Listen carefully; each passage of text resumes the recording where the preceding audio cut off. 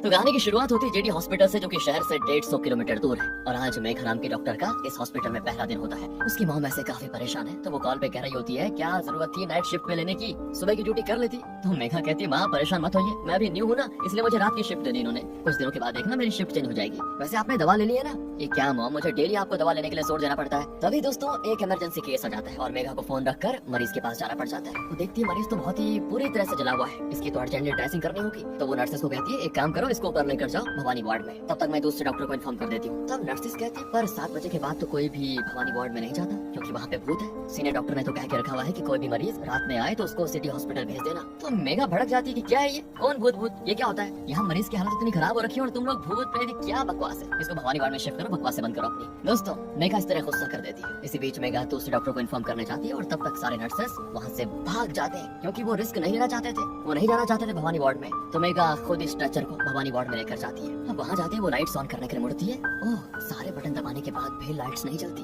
साथ ही दोस्तों कुछ पैरानॉर्मल एक्टिविटीज भी शुरू हो जाती है, जैसे मरीज वहाँ से गायब हो जाता है, तेज हवाएं चलने लगती है, वार्ड का गेट अपने आप बंद हो जाता है और फिर खुद से लाइट्स फ्लिकर करने लगती है, जिससे मेघा को भी अब डर लगने लग जाता है कि सही कह रही थी वो नर्सेस। कुछ देर के बाद जब दूसरे डॉक्टर वहाँ पर आते हैं तो देखते हैं कि मेघा स्ट्रेचर पे पड़ी हुई है और उसकी आंखें बिल्कुल सफेद, यानी वो पजेस हो चुकी है, किसी आत्मा ने उसको हर लिया। दूसरी ओर हम संजय वर्मा नाम के एक राइटर को देखते हैं, जो कि न्यूज चैनल पे अपनी न्यू बुक अर्बन लेजेंड्स के बारे में बात कर रहा होता है। संजय बताता है कि हमारी बुक रियल इंसिडेंट्स से इंस्पायर्ड है। इसके बाद हम मिथुन नाम के एक सिंगर को देखते हैं दोस्तों, जो कि एक स्टूडियो में अपना सॉन्ग रिकॉर्ड कर रहा है, पर उसको एक लड़की की याद बड़ी सता रही होती है, इसलिए वो थोड़ा डिस्टर्ब हो जाता है और रिकॉर्डिंग को वहीं पर रोक देता है। तो जब उसका एक फ्रेंड उसको पूछता है कि क्या हो गया, तो मिथुन कहता है कि यार मैं उस लड़की को भुला नहीं पा रहा हूँ। यहाँ से हमको एक फ्लैशबैक में पता चलता है कि मिथुन एक बार अपने दोस्त के साथ चर्च गया था, क्योंकि वहाँ पे म्यूजिक से रिलेटेड कुछ काम था। वही मिथुन की नजर पड़ी एलिजा नाम की लड़की पे, जो कि चर्च में प्रे कर रही थी। दरअसल जब एलिजा छोटी थी तो उसके घर वालों ने उसको चर्च में दे दिया था, जहाँ पर उसकी परवरिश फादर थॉमस ने की थी। लेकिन पता नहीं क्यों अब एलिजा को अब्रॉड बुला रहे हैं। इसी बारे में वो फादर थॉमस से मिलना चाहती है, मगर फादर थॉमस रोमानिया गए होते हैं। यहाँ मिथुन को एलिजा से पहली नजर वाला प्यार हो जाता है और वो उसे अपना प्यार कन्फेस भी कर देता है, और वो उसका प्रपोजल एक्सेप्ट नहीं करती, ये कहते हुए कि तुमने मुझे 5 मिनट पहले तो देखा है और तुम्हें मुझसे प्यार भी हो गया, ये कैसा प्यार है? तो मिथुन अपनी फीलिंग्स बताता है कि तुम्हें देखते मेरे दिल के तार झंझनाने लग गए। वो शेरो शायरी हाले दिल बयान कर देता है, मगर एलिजा उसकी बातों को सीरियसली लेती ही नहीं। उसे मिथुन एक फेक आशिक लगता है। फिर कुछ दिनों के बाद मिथुन एलिजा के बारे में इन्फॉर्मेशन निकलवाता है और एक दिन पहुंच जाता है उसके ऑफिस में, जहाँ उसकी वॉचमैन से बहस हो जाती है, क्योंकि वो मिथुन को बिना परमिशन अंदर नहीं जाने दे रहा था। तभी एलिजा उसको देख लेती है और वॉचमैन से कहती है उसको अंदर आने दो, जहाँ मिथुन उससे कॉफी डेट के लिए पूछता है पहले। तभी एलिजा को पिकअप करने के लिए एक बंदा आ जाता है और एलिजा कहती है आज तो कॉफी पीना पॉसिबल नहीं हो पाएगा, अगले दिन देखते हैं। फिर एक रात हम फादर एंथनी को कुछ रिसर्च करते हुए देखते हैं और उन्हें कुछ जरूरी बात उस रिसर्च से पता चल जाती है, पर तभी अचानक हो जाती है उनकी मौत। इधर मिथुन वाइब्रेंट पब्लिशिंग के ऑफिस जाता है, क्योंकि वहीं पे एलिजा काम करती है। वहाँ वो दोनों थोड़ी बातचीत करते हैं और बातों ही बातों में मिथुन को पता चल जाता है कि एलिजा को मोहिनी अट्टम डांस भी आता है और वो अपने घर पे बच्चों को डांस भी सिखाती है। तो मिथुन भी अब उसका डांस देखने की कोशिश करता है। इस पे एलिजा कहती है तुम्हें अब तक तो मेरा एड्रेस पता चल ही चुका होगा, तो कल सुबह 7 बजे आ जाना। फिर क्या था दोस्तों, मिथुन पहुंच जाता है अगली सुबह एलिजा के घर पर। इसके साथ ही धीरे धीरे इनकी दोस्ती हो जाती है, दोनों साथ में घूमना फिरना शुरू कर देते हैं और धीरे धीरे बात दोस्ती से पहुंच जाती है प्यार तक। दूसरी ओर द वाइब्रेंट पब्लिशिंग कंपनी के ओनर जेम्स को साहू नाम के एक मैनेजर का कॉल आता है। वो बताता है कि हमारे राइटर मिस्टर संजय वर्मा की हार्ट अटैक से मौत हो गई है, इसलिए हमें बुक लॉन्च की डेट अब डिले करनी होगी। तब अगले दिन जेम्स एलिजा को मिस्टर संजय की मौत की दुखद खबर देता है और कहता है कि बुक नेक्स्ट वीक लॉन्च होनी है, सारे कमिटमेंट्स किए जा चुके हैं, इसलिए हम बुक लॉन्च की डेट को डिले नहीं कर सकते। मगर एक और दिक्कत ये है कि संजय ने द अर्बन लेजेंड्स की 10 स्टोरीज में से 9 कंप्लीट कर दी थी, पर 10वीं स्टोरी भवानी वार्ड पे वो लिख रहा था और उसे कंप्लीट करने से पहले उसकी मौत हो गई। इसलिए मैं चाहता हूँ कि तुम वो 10वीं स्टोरी कंप्लीट कर दो, वरना हमारी कंपनी की बहुत बदनामी होगी। वैसे भी हमारी कंपनी लॉस में ही चल रही है, द अर्बन लेजेंड्स अगर कंप्लीट नहीं हुई तो हमारे और भी ज्यादा लॉस हो जाएंगे। हो सकता है कि कंपनी बंद करने की नौबत आ जाए, और हमारी कंपनी में संजय सबसे होनहार राइटर था और उसके बाद अब तुम ही हो, इसलिए तुम्हें ये करना ही होगा। एलिजा उसको समझाने की कोशिश करती है कि देखो मेरा जॉनर अलग है, मैं हॉरर स्टोरी लिख सकती हूँ, पर जेम्स दोस्तों उसके आगे गिड़गिड़ाने लग जाता है और साथ ही कहता है कि तुम इसके लिए जितना चार्ज करोगे हम तेरे को तैयार है, बस मना मत करो। तब एलिजा को मानना ही पड़ता है। फिर जब वो भवानी वार्ड की अधूरी स्टोरी को लेकर अपने घर जाती है तो उसे अपने घर में किसी और के होने का भी एहसास होता है। डर जाती पूरी तरह, मगर डरने की बात नहीं है दोस्तों, क्योंकि यहाँ मिथुन उसको बर्थडे सरप्राइज देने के लिए आया था। वो उसके लिए यहाँ पर गाना गाता है, केक कट करवाता है और ब्लैक कलर की साड़ी भी गिफ्ट करता है, जिसको पहनकर जब एलिजा मिथुन के सामने आती है ना तो उसके होश उड़ जाते हैं। इसके बाद दोनों थोड़ा थोड़ा रोमांस भी करते हैं और फिर मिथुन उसको किस करने की कोशिश करता है। तो वो कहती है रात बहुत हो गई, अब तुम अपने घर जाओ, मुझे भी कुछ काम है। फिर मिथुन को वहाँ से भेजने के बाद एलिजा को मैनेजर का कॉल आता है और वो बताता है कि संजय के लैपटॉप में भवानी वार्ड से रिलेटेड कुछ फोटोज थी, तो मैंने तुम्हें मेल कर दी है, जरा चेक करो उसको। एलिसा जैसे ही फोटोज चेक करने लगती है तो उसे मिथुन का कॉल आता है। वो कहता है कल मुझे कॉन्सर्ट के लिए निकलना है और मैं गिटार तुम्हारे घर पे भूल आया, इसलिए मैं तुम्हारे घर वापस आ रहा हूँ। अब एलिसा चेक करती है तो सही में उसके घर पे मिथुन का गिटार छूट गया था। तो उसके मन में उसको बजाने की बड़ी इच्छा होती है और थोड़ी देर वो बिल्कुल मग्न होकर गिटार बजाती है, जिससे दोस्तों ऐसा लगता है कि भवानी वार्ड का घोस्ट फोटो से निकलकर एलिसा के घर में आ जाता है और एक तेज हवा का झोंका आता है जिससे एलिसा डर जाती है और गिटार बजाना कर देती है बंद। तभी उसके घर की चेयर खुद ब खुद गिर जाती है और वो उसको उठाकर सही करती है। लाइट भी कट हो चुकी होती है और कैंडल जलाती है, मगर फिर से चेयर गिर पड़ती है और कैंडल भी बुझ जाती है। वो दोबारा चेयर सही करती है मगर फिर से चेयर गिर जाती है। ये सिलसिला रुकने का नाम नहीं लेता। तो उसे लगता है कि ये सारी चीजें मिथुन कर रहा है उसको डराने के लिए, इसलिए वो आवाज लगाते हुए कहती है मिथुन मुझे सच में काफी डर लग रहा है, प्लीज बाहर आ जाओ, ऐसा मत करो। पर फिर धीरे धीरे पैरानॉर्मल एक्टिविटीज बढ़ती जाती है। जैसे कभी कोई उसकी ओर कांच की चीजें फेंकता है तो कभी उसे खिड़की के पास से कोई परछाई पार होती हुई दिखाई देती है। और इसके बाद तो दोस्तों हद हो जाती है। घोस्ट एलिसा की बॉडी को कर देता है पसेस, जिससे वो तड़पने लग जाती है। कुछ देर में मिथुन अपनी गिटार लेने के लिए उसके घर पर पहुंच जाता है। अब दरवाजा तो खुला था पर एलिसा बड़े अजीब तरीके से खड़ी थी। वो उससे पूछता भी है तुम्हें क्या हो गया, इस तरह खड़ी क्यों यहाँ पर। फिर वो जैसे एलिसा को टच करता है वो उसको उठाकर दूर फेंक देती है और फिर खुद ही बेहोश। तो फिर मिथुन उसको नजदीक के सेंट जोसेफ हॉस्पिटल में लेकर जाता है जहाँ पहले एलिसा का टेस्ट किया जाता है। और फिर डॉक्टर मिथुन को बताते हैं कि देखो एलिसा के सारे रिपोर्ट्स तो नॉर्मल है, सिर्फ ऑक्सीजन लेवल ड्रॉप हो रहे हैं। ऐसा लग रहा है जैसे कोरोना वायरस इन्फेक्टेड हो गई है वो, मगर उसे कोरोना तो नहीं हो सकता, ये कोई नया वायरस होगा, इसलिए हमें डीपली स्टडी करने की जरूरत है, इसमें थोड़ा टाइम लगेगा।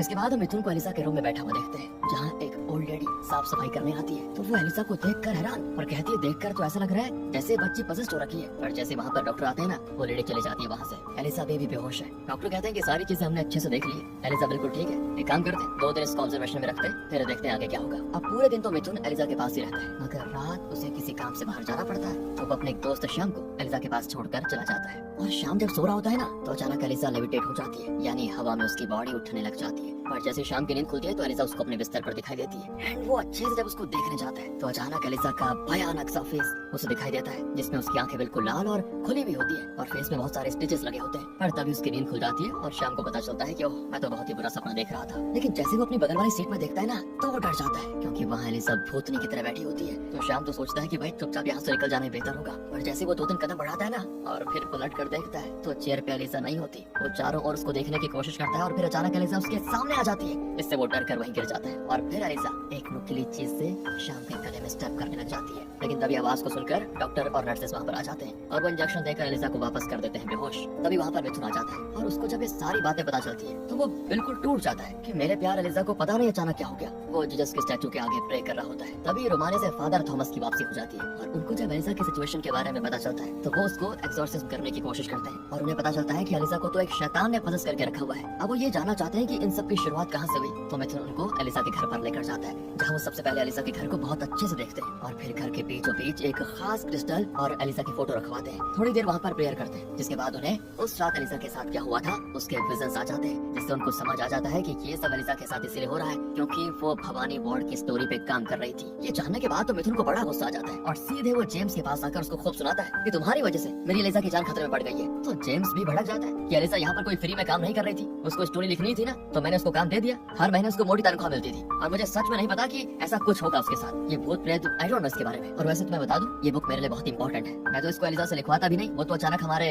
होनहार राइटर मिस्टर संजय की मौत हो गई हार्ट अटैक से, तो मुझे काम मजबूरी में एलिसा से करवाना पड़ा। मैं तो खुद परेशान हूँ कि अगर ये स्टोरी कंप्लीट नहीं हुई तो हम सड़क पे आ जाएंगे। और जब इनको संजय की मौत का पता चलता है तो श्याम कहता है भवानी वार्ड की सच्चाई जानने के लिए हमें एक बार संजय के घर जाना ही चाहिए। यहाँ घर पे दोस्तों संजय की माँ होती है जो अपने बेटे की मौत के गम से अभी उभरी नहीं है, उसकी भी दवाइयाँ चल रही है वैसे। तो जब मिथुन उन्हें एलिसा की सिचुएशन के बारे में सारी चीजें बताता है तो वो कहती है कि 20 साल पहले मेरे पति भवानी वार्ड में काम किया करते थे। वो घर आकर काफी अनाप शनाप बातें किया करते थे कि वो डॉक्टर नहीं शैतान है, ऐसी बातें। आखिर मेरे पति का दिमाग खराब हो गया और उनको नौकरी से निकाल दिया गया। और अभी तक मुझे यही लगता रहा कि मेरे पति शराब के नशे में अनाप शनाप बकते रहे, पर बाद में मुझे पता चला कि वो जो भी कहा करते थे ना सच कहा करते थे। वेल दोस्तों इसके बाद आ जाइए स्टोरी आती 26 सितंबर 1997 यानी 1997 में। हम देखते हैं कि एक लड़की अपनी बेटी को लेकर भवानी वार्ड में आती है क्योंकि उसकी बेटी खेलते खेलते गिर गई थी, उसको थोड़ी चोटें आ गई थी। उस वक्त भवानी वार्ड में डॉक्टर सागर की शिफ्ट थी जिनकी खुद हियरिंग प्रॉब्लम स्टार्ट हो गई थी, वैसे कानों में थोड़ा दिक्कत थी। उन्होंने हियरिंग एक्सपर्ट डॉक्टर से भी बात की थी जिससे उनको पता चला कि उनको एक अजीब सी बीमारी है जिसकी वजह से नॉर्मल आवाज भी उनको इतनी तेज सुनाई देती कि उनका दिमाग खराब हो जाता था। और अभी दोस्तों ये लोग काफी हल्ला गुल्ला कर रहे होते हैं कि डॉक्टर साहब मेरे बेटे को जल्दी ठीक कर दीजिए प्लीज। तो डॉक्टर सागर कहते हैं थोड़ा शांत हो जाइए, पर वो लोग सुन ही नहीं रहे थे। फिर किसी तरह मरीज को अंदर ले जाया जाता है। वहाँ भी वो बच्ची बड़ी रो रही होती है जो कि डॉक्टर सागर के कानों को बहुत हर्ट कर देता है, जिससे वो काफी बेचैन हो जाते हैं। उनके कानों से खून निकलने लग जाता है, खून।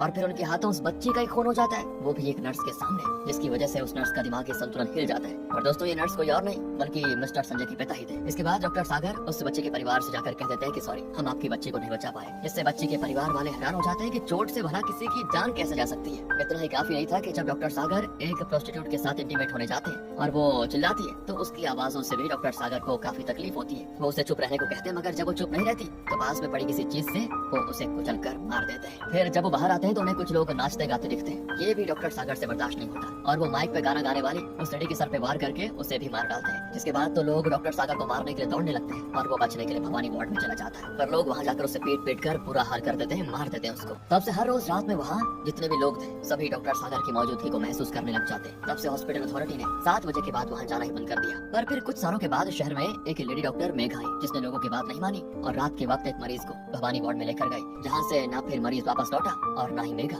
इसके बाद से उस हॉस्पिटल को ही परमानेंटली क्लोज कर दिया गया। फिर संजय की माँ आगे कहती है, ऐसा कहा जाता है कि मरने के बाद लोग आफ्टर लाइफ में चले जाते हैं, लेकिन अगर कोई दुष्ट आत्मा आफ्टर लाइफ में नहीं जाती तो इसका मतलब यह है कि उसके पास कोई ऐसा मीडियम है जिसने उसे इस दुनिया से बांध के रखा हुआ है। तभी मिथुन को कॉल आता है कि एलिजा हॉस्पिटल से गायब हो गई है। जिसके बाद इनको समझते देर नहीं लगती कि डॉक्टर सागर जरूर एलिजा की बॉडी को पजेस करके उसी भवानी वार्ड में लेकर गया होगा। इसलिए मिथुन और श्याम को फादर क्रॉस की माला पहना देते हैं उनकी सुरक्षा के लिए और साथ ही समझा भी देते हैं कि चाहे जो भी हो जाए इसको उतारना मत। फिर ये तीनों अलग होकर उस हॉस्पिटल में एंटर करते हैं ताकि एलिजा को ढूंढ पाए। पर अंदर जाते सबसे पहले श्याम को पैरानॉर्मल एक्टिविटी फील होती है। वो डर के मारे गिर जाता है और उसका क्रॉस वहीं गिर जाता है। जैसे ही वो उसे उठाने की कोशिश करता है ना, वैसे उसको पजेस्ड एलिजा दिखती है और फिर श्याम के चीखने की आवाज आती है। अब हम देखते हैं कि घोस्ट श्याम को मारकर उसका मांस खा रहा है। फिर बारी आती है मिथुन की। उसे मिटरा उड़ाकर उसके क्रॉस वाले हार को उससे अलग कर दिया जाता है और फिर उसे मारकर बेहोश मिथुन को सपने में एलिजा के साथ बिताए हुए वो प्यारे पल याद आते हैं। फिर वो भूत जाता है सीधे फादर थॉमस के पास और बेहोश होने की एक्टिंग करता है। तब फादर थॉमस उसके हाथों को रस्सी से बांध देते हैं और प्रेयर करना शुरू करते हैं, मगर तभी भूत जाकर जोर जोर से डरावनी हंसी हंसने लगता है और फिर फादर को भी धक्का देकर उनके हाथों से क्रॉस गिरा देता है। इसके बाद तो वो फादर को भी पूरी तरह से घायल कर देता है। यहाँ दोस्तों भूत फिर मिथुन के पास आता है और एलिजा की आवाज में मिथुन से मदद मांगता है। फिर वो एलिजा का हाथ एक नाइफ से कट कर देता है, जिससे एलिजा रोने लगती है और उसी की बॉडी में डॉक्टर सागर जोर जोर से हंसने लगता है। फिर वो एलिजा के नीचे का कपड़ा हटाता है, उसको टच करने लगता है, जिससे एलिजा और होती है। वहीं वो शैतान डॉक्टर दोस्तों अभी भी हंस रहा होता है। तभी आता है मिथुन को होश और उसे मिस्टर संजय की मॉम की बात याद आती है कि अगर डॉक्टर सागर के सोल अभी तक इस दुनिया में है तो इसका मतलब यह है कि जरूर कोई ऐसा मीडियम है जिससे वो इस दुनिया से जुड़ा हुआ है। तभी मिथुन को घड़ी की चलने की आवाज आती है और वो ये सोचता है कि इतने सालों से बंद पड़े हॉस्पिटल में ये घड़ी बिल्कुल सही टाइम कैसे दिखा रही है। तो इससे मिथुन को शक होता है कि कहीं ये घड़ी ही डॉक्टर की कोई मीडियम तो नहीं, क्योंकि इस पे खून भी लगा हुआ है। शायद जब डॉक्टर सागर को लोगों ने पीटा होगा, उनको मारा होगा, तो खून इस घड़ी पे लग गया होगा। यही सोचकर वो उस घड़ी को तोड़ने का फैसला करता है। पर तब तक के बाद डॉक्टर सागर भी समझ जाता है और वो दौड़कर उसको रोकने आता है, मगर सही वक्त में मिथुन उस घड़ी को पटक कर तोड़ देता है। जिससे होता क्या है, सागर जाता है आफ्टर लाइफ में और एलिजा उस शैतान से मुक्त हो जाती है। फिर कुछ हफ्तों के बाद हम देखते हैं कि मिथुन और एलिजा एक साथ खुश है। एलिजा हील हो रही है और इसी के साथ दोस्तों भवानी वार्ड 1997 की स्टोरी होती है खत्म।